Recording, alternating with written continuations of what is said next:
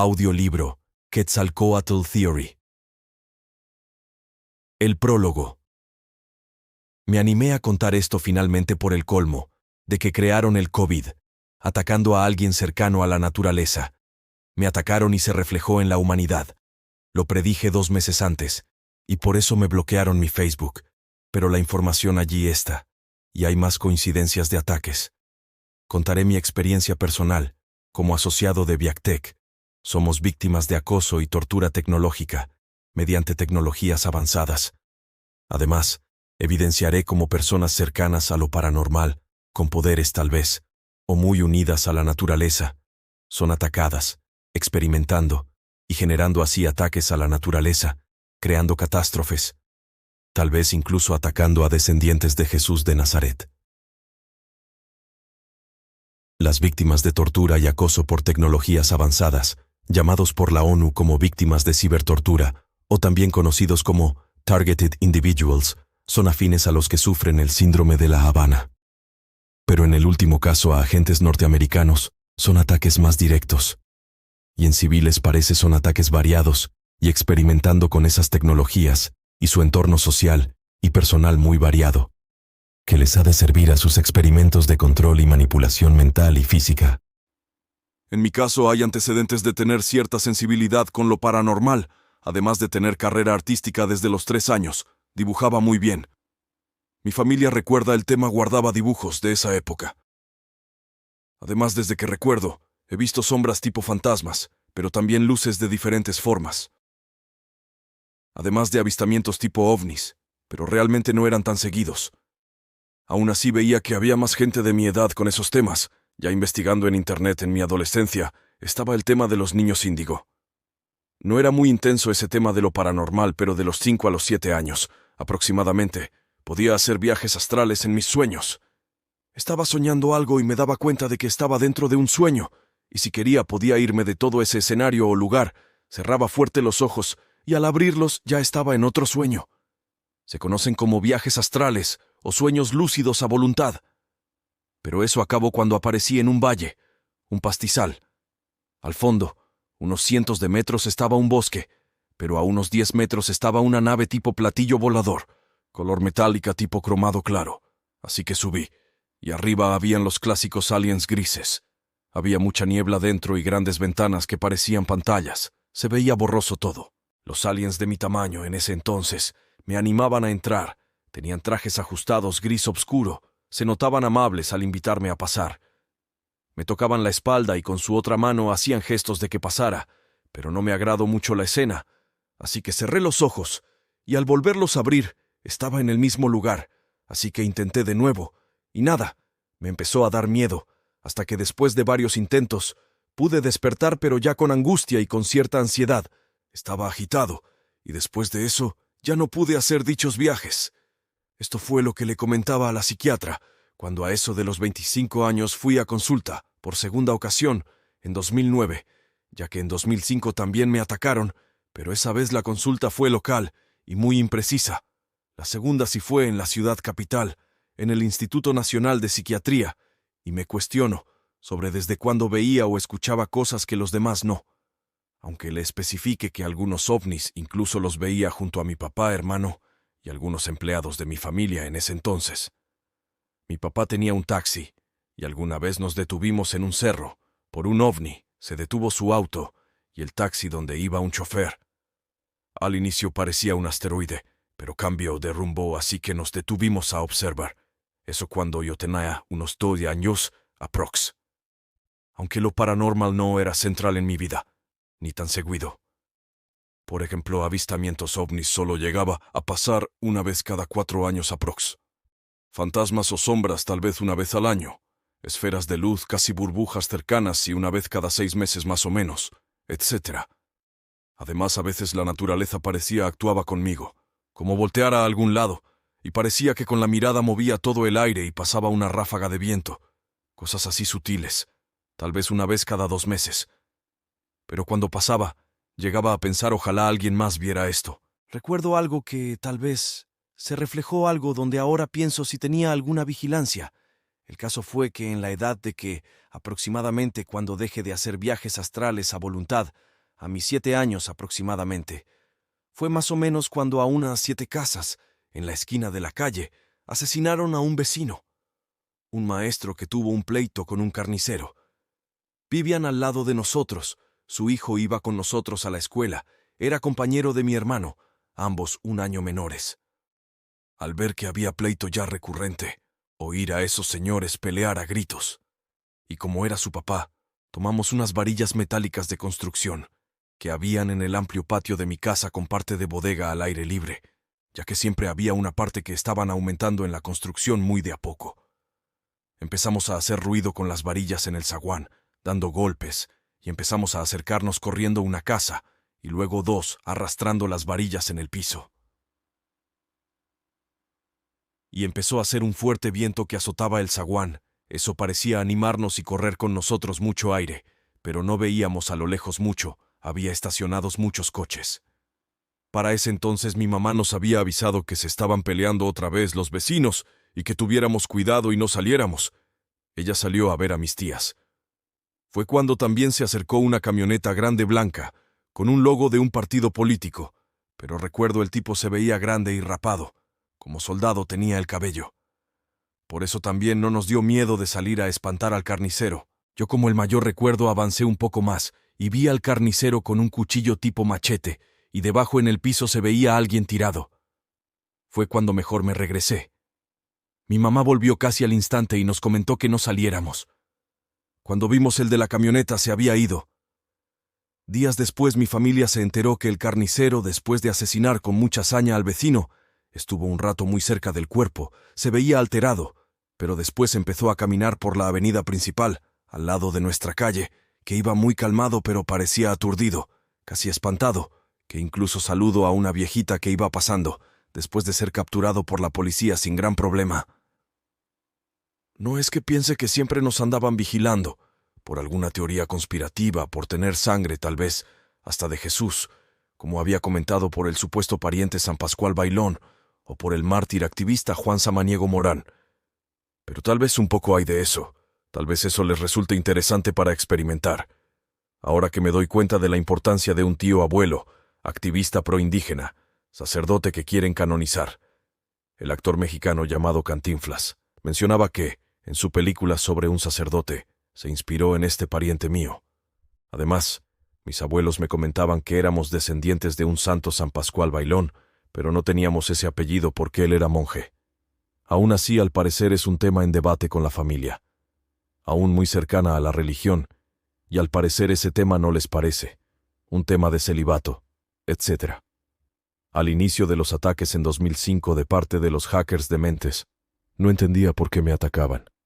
Pero te someten debido a algo que te saben. En mi caso fue a partir de un conflicto de juventud con otros chavos a unas cuadras de mi casa. Eran chavos banda, pandilleros metidos en líos como asaltos y drogas fuertes. En mi caso mis amigos andábamos tal vez mucho en la calle, pero nos latía la cultura hip hop. Unos danzaban muy bien, hasta saltos mortales hacían.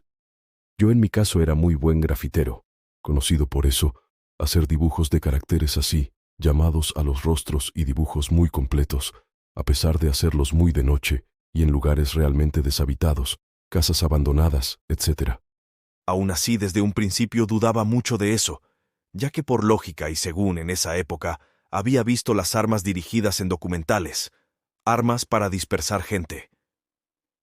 No debían ser muy distintas a este tipo de fenómenos o sonidos que en un inicio intentaron espantarme diciendo que estos personajes estaban ya en mi jardín o al lado del cuarto, cosa que aún siendo enemigos a muerte, yo actuaba tranquilo, y sin alterarme iba directo a verificar si había alguien y nada. Aún así los ataques no me dejaron dormir durante unos 5 días y me crearon una crisis tipo psicótica, así que me llevaron al psiquiatra, y tuve que contar el tema de ese grupo de chavos según aliados, con gente que tenía esa tecnología. Pero realmente yo no creía eso. Lo que sí desde un inicio sospeché fue porque querían saber más de lo paranormal. No me dejaban pensar orarle a Dios, ni nada relacionado. Había un acoso tipo bullying, además de ataques a mi intimidad, y más de noche.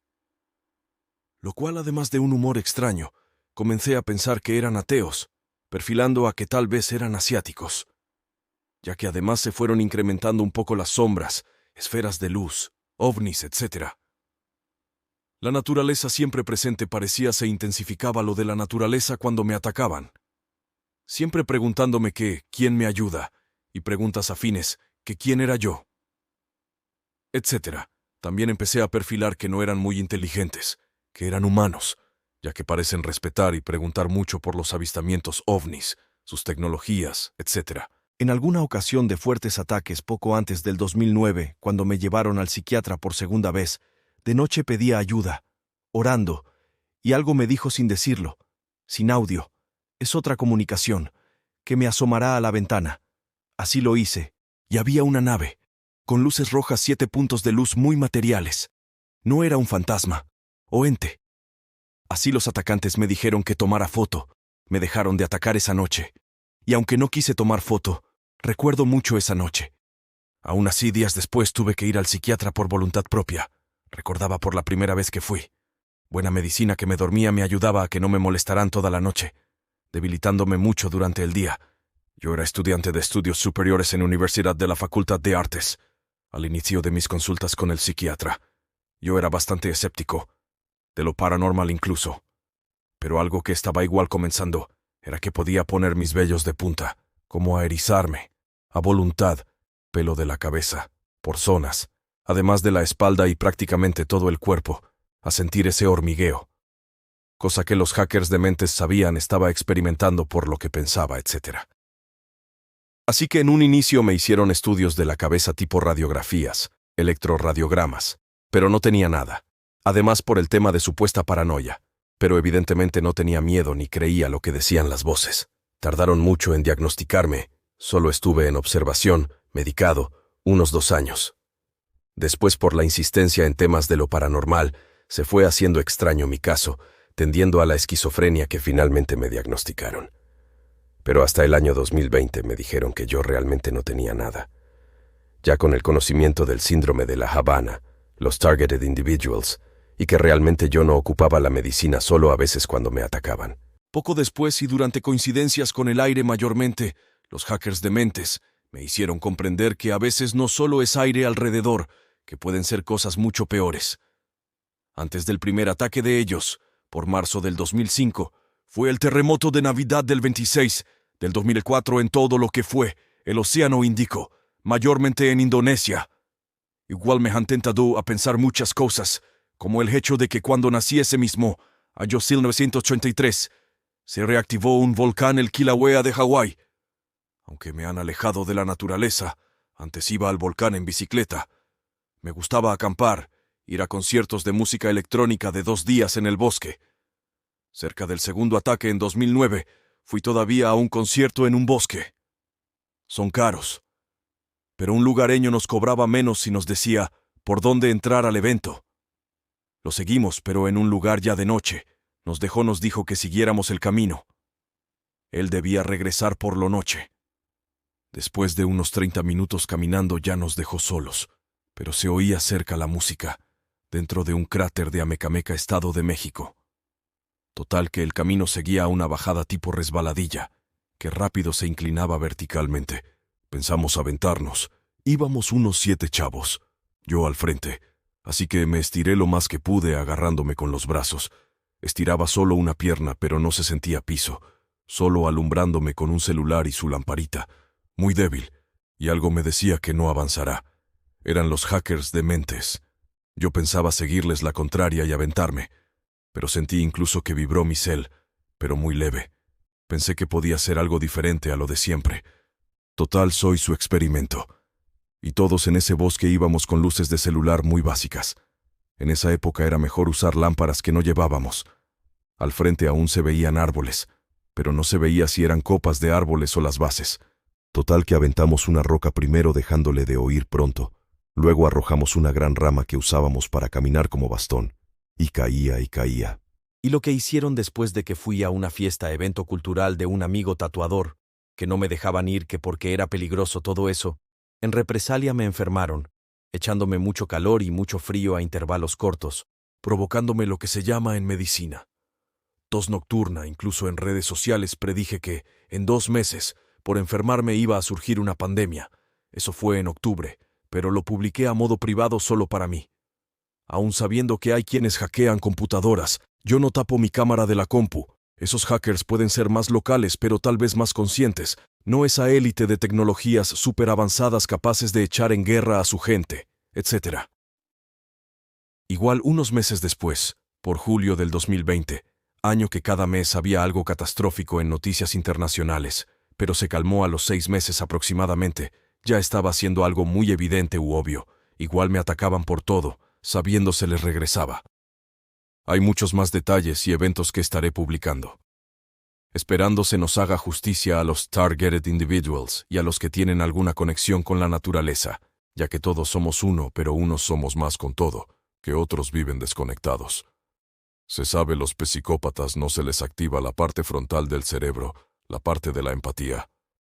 Con el tiempo, al no dejarme rezar, y sin pedirle a los aliens ni a los espíritus me dejaban orar, me fui dando cuenta que tampoco me dejaban ni pensar que yo era alguna resurrección de alguien crucificado, ya que tengo marcas de nacimiento y algunas posteriores pero anteriores a estos ataques, yo ni en cuenta, pero tal vez en otra vida me crucificaron, ya que gracias a esto me han llegado recuerdos muy antiguos, pienso. Además, si pienso que incluso fui Jesús de Nazaret, me atacan, o si me están atacando y menciono eso, pidiéndole a la naturaleza y espíritus, porque me crucificaron, y aún siguen los psicópatas gobernando el mundo, se enojan y me atacan, si les afecta. Aunque ya investigando también, el dios que esperaban los mayas, prehispánicos, era Bolon-Yocte, dios que significa 9 en divinidad, mencionando que tal vez son 9 dioses. En fin, estaré publicando más partes de lo que me ha pasado. Esto es una introducción y estructura básica para entender qué tipo de ataques se están haciendo. Desde el 2016, el colmo fue el síndrome de La Habana. Al año siguiente se empiezan a hacer públicas las momias alien del Perú, dando un poco a entender que pueden ser los atacantes los aliens. Pero también puede ser que ellos, los aliens, estén dejando caer sus naves, como la manzana del conocimiento, dan a Adán y Eva. Ahora, ¿para qué estén usando esta tecnología? Los humanos, ¿para qué? ¿Se están condenando acaso? ¿Cuántos hay como yo? ¿Qué clase de reptilianos están allá afuera? Gracias por escuchar mi caso. Los dejo con este relato, basado en mi experiencia personal. Suscríbanse de favor a este canal. Estaré subiendo más contenido. Saludos.